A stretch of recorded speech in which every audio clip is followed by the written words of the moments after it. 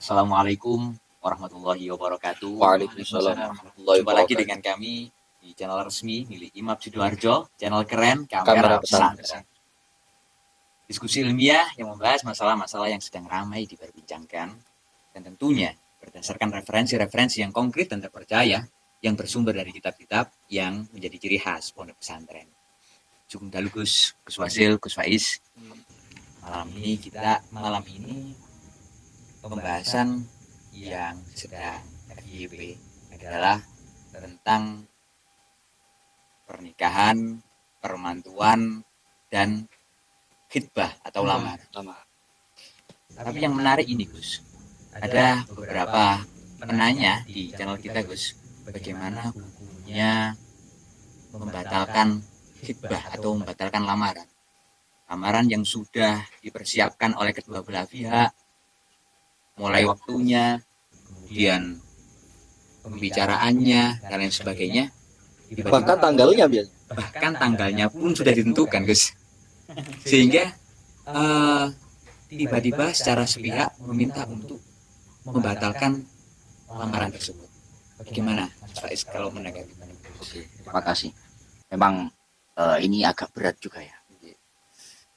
Bagaimana ketika ada seorang lelaki yang melamar seorang perempuan dan sudah diiyakan, sehingga muncul istilah tunangan, muncul istilah lamaran karena sudah diiyakan. Lantas tiba-tiba secara sepihak, entah dari pihak laki-laki ataupun dari pihak perempuan, membatalkan tunangan itu, membatalkan lamaran itu. Entah karena apa. Mungkin karena kadang ada yang ketika perempuan sama laki-laki sudah lamaran itu biasanya di tengah perjalanan sebelum hari ya, mereka itu biasanya ngobrol-ngobrol, chatting ya, lebih instan. Kemudian mengenali sosok lebih satu mengenal. sama lain. Kadang ya tiba-tiba di tengah-tengah obrolan itu ada yang kurang sek, sehingga menjadikan dia itu sangat tidak mantap untuk melanjutkan jenjang ini kepada pernikahan. Akhirnya dibatalkan. Dan faktor-faktor yang lain. Ini bagaimana hukum membatalkan tunangan atau lamaran ini tadi? Entah apapun faktornya. Di dalam kitab Fiqhul Islam, Wahbah Zuhaili, Imam Wahbah Zuhaili, beliau dawuh, asalisa asyar al-udul anil khibbah wa asaru. Ini pembahasan masalah berpindah atau beralih pikiran dari yang awalnya itu lamaran kemudian tidak terjadi lamaran, membatalkan lamaran istilah. Bi annal khibbata laysat ziwajan wa innama hiya wa'dun biziwaji. Kan zawaj. Ziwaj kan? Iya. Bima annal khitbata laysat ziwajan, laysat zawajan, wa innama hiya wa'dun bizziwaj fayajuzu fi ra'yi aktsaril fuqaha'i lil khatibi awil makhtubati al-udulu anil khitbah. Di sini dikatakan, karena memandang bahwa lamaran itu bukanlah satu pernikahan. Lamaran itu kan bukan pernikahan. Belum ada akad nikah misalnya. Maka memandang hal itu, karena lamaran itu sekedar wa'dun, sekedar janji untuk nantinya akan melakukan pernikahan, maka menurut pendapat kebanyakan ulama fikih mengatakan bahwa boleh bagi pihak laki-laki ataupun pihak perempuan yang dilamar untuk al-udul anil khitbah. Mereka punya hak untuk berubah pikiran. Nggak jadi deh. Itu nggak apa-apa. Kenapa demikian? Idma lam yujad al-aqdu fala ilzama walal iltizama. Karena selama belum ada akad nikah, selama belum ada pernikahan di sana, maka tidak ada sifat ilzam ataupun iltizam. Tidak ada penekanan, tidak ada keharusan. Artinya gak isok sing lanang dipeksa kudu terus, sing wedok dipeksa kudu cocok, kudu yo terus sampai nikah. Gak ada. Terserah mereka. Mereka punya hak untuk nantinya itu membatalkan pernikahan itu, atau membatalkan lamaran itu. Cuman begini Mas Rashid, walakin yutlabu khuluqan alla yang kudo ahaduhuma wa'dahu illa li daruratin aw hajatin syadidah. Sebisa mungkin bagi kedua belah pihak ini, baik pihak laki-laki maupun pihak perempuan, sebisa mungkin secara etika, secara adab, ini sebisa mungkin tidak merusak janjinya, tidak membatalkan janjinya untuk melakukan pernikahan nantinya, kecuali ada satu darurat. Darurat itu kalau bahasa secara fikih itu diartikan sebagai urgent. Memang betul-betul tidak bisa diteruskan ini. Misalkan ada satu hal yang memang benar-benar tidak bisa. Ataupun bahasanya itu hajat syajidah. Ada satu hal yang memang agak berat kalau mau dilanjutkan. Jangan sampai hanya hal-hal kecil lah. Memang kan biasa. Orang itu biasanya kalau mau nikah itu yang dulu-dulu nggak pernah ada cewek datang, wah, Mas Rosid pasti pengalaman. Kalau sudah ada lamaran, ini sudah mendekati hari, tambah banyak itu yang datang. Dulu nggak pernah kenal cowok, nggak pernah kenal cewek, nggak ada yang pernah mendekati. Tiba-tiba sudah lamaran. Semakin dekat hari, semakin banyak yang mendekati. Kalau cuma kerikil-kerikil kecil begitu saja, ini jangan sampai sebisa mungkin menjadi alasan untuk membatalkan pertunangan ataupun lamaran. Jangan sampai. Jadi kalau selama tidak ada darurat urgent yang benar-benar memberatkan, maka jangan sampai membatalkan lamaran. Karena tentu ya kita tahu itu akan menyakiti hati pihak yang lain.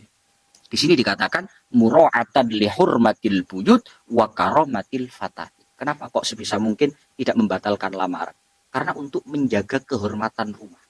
Ibarat kata orang yang membatalkan lamaran itu pasti nggak enak. Andai kata itu saudara pasti pecah. Itu pasti. Andai kata saudara nanti jadi renggang. Andai kata tetangga nanti jadi nggak enak. Meskipun jauh pun, yang dulu kenal baik-baik jadinya nggak kenal. Jadinya nggak enak. Jadi asing. Jadi asing. Kok kamu sama itu sekarang udah nggak deket lagi? Iya, soalnya karena dulu pernah lamarannya dibatalkan. Itu nggak enak. Yang kedua alasannya untuk menjaga kehormatan seorang perempuan. Coba bayangkan, ada perempuan lamaran dibatalkan. Itu nama baiknya hilang. Maka sebisa mungkin orang itu kalau tidak benar-benar urgent, maka jangan sampai dia itu membatalkan pertunangan. Di sini dikatakan wayam bagi al-hukmu 'alal mahtubah bil mawdu'iyatil mujarradah la bil hawa au biduni musawwirin ma'qulin. Jangan sampai membatalkan pertunangan itu murni hawa. Murni keinginan-keinginan. Ya namanya manusia itu kan banyak keinginan. Lamaran sama si A, ya dulu itu cantik dia itu. Dulu pinter, dulu sip.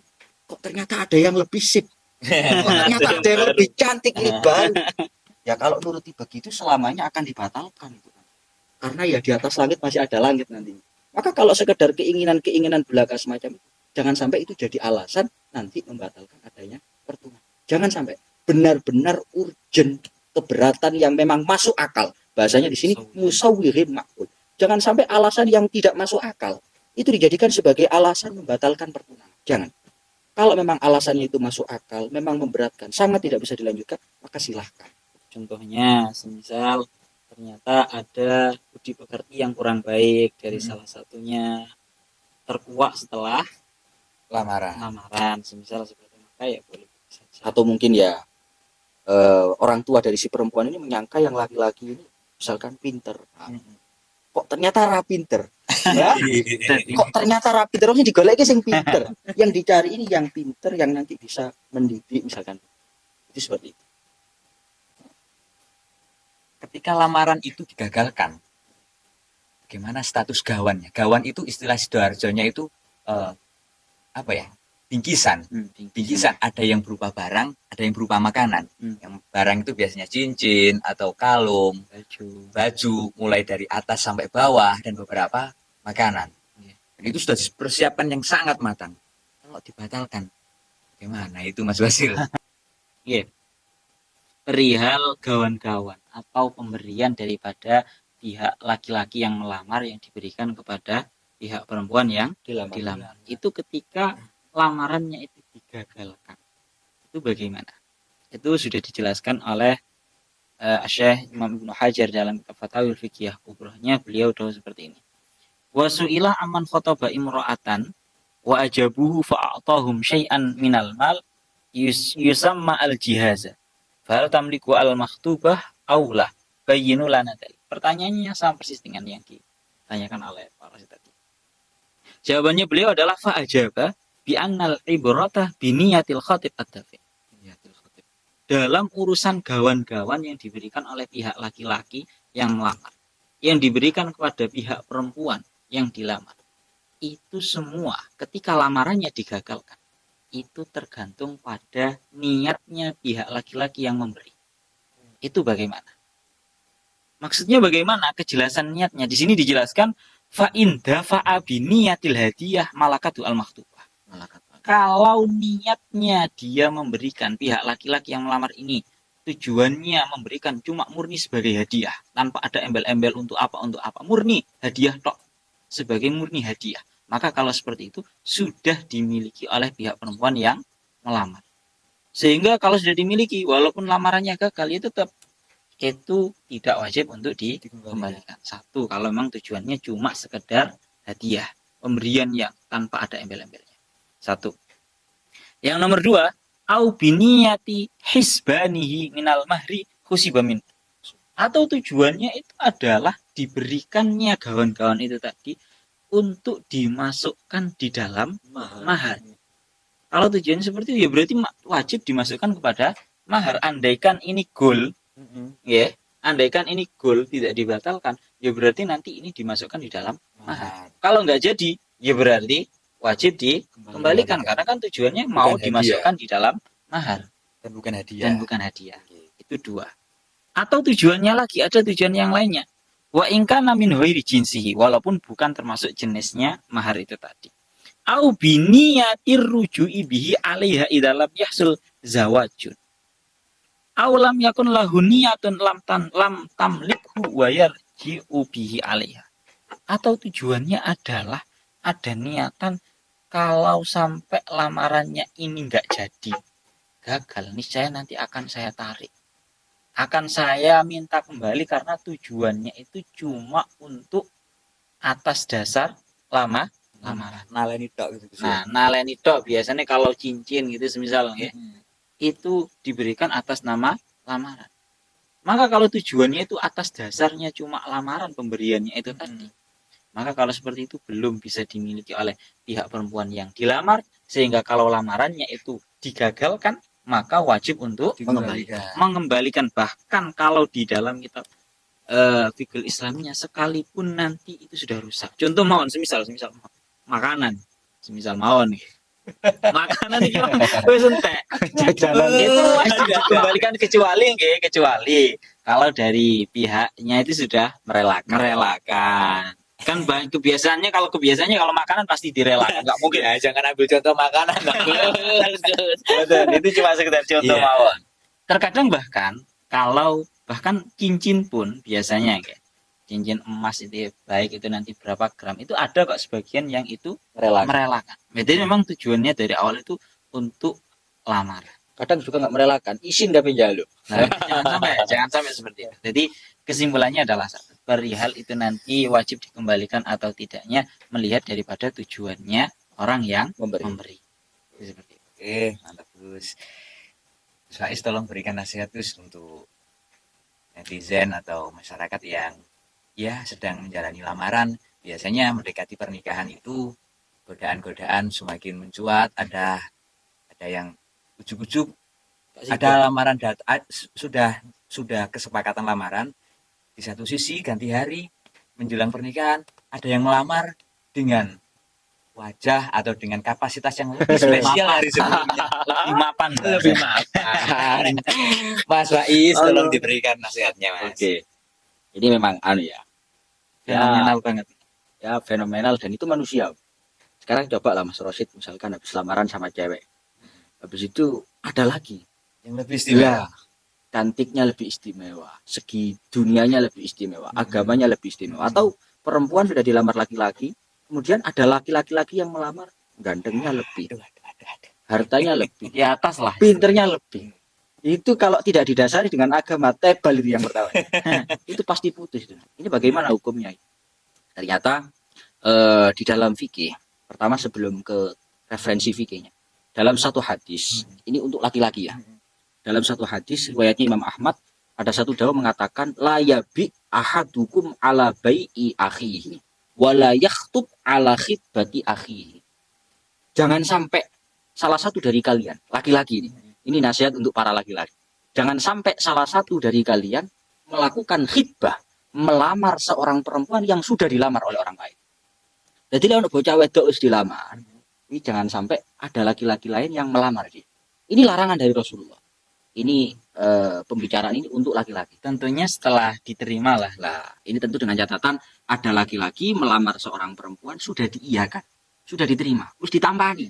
Belum, masih kan ada yang terkadang masih dalam proses musyawarah itu. Kalau belum goal, belum deal itu nggak masalah. Ini membahas masalah lamaran yang sudah diterima oleh pihak perempuan, oleh pihak keluarga sudah diiyakan, maka haram bagi laki-laki lain untuk melamar orang ini. Ini haram. Lah, ini dari kitab fikihnya juga seperti itu, dikatakan dalam kitab Rodotul Thalibin, "Tsummal mar'atu in kanat khaliyatan 'anin nikahi wal iddati jazat khibbatuha ta'ridun wa tasrihan." Di sini dikatakan bahwa perempuan itu boleh untuk nantinya itu dikhidbah. Boleh untuk nantinya itu dilamar. Jika memang dia itu kondisinya free pernikahan dan free perlamaran. Jadi free perlamaran. Kalau dia kondisinya sedang dilamar, itu jangan dilamar. Itu nggak boleh.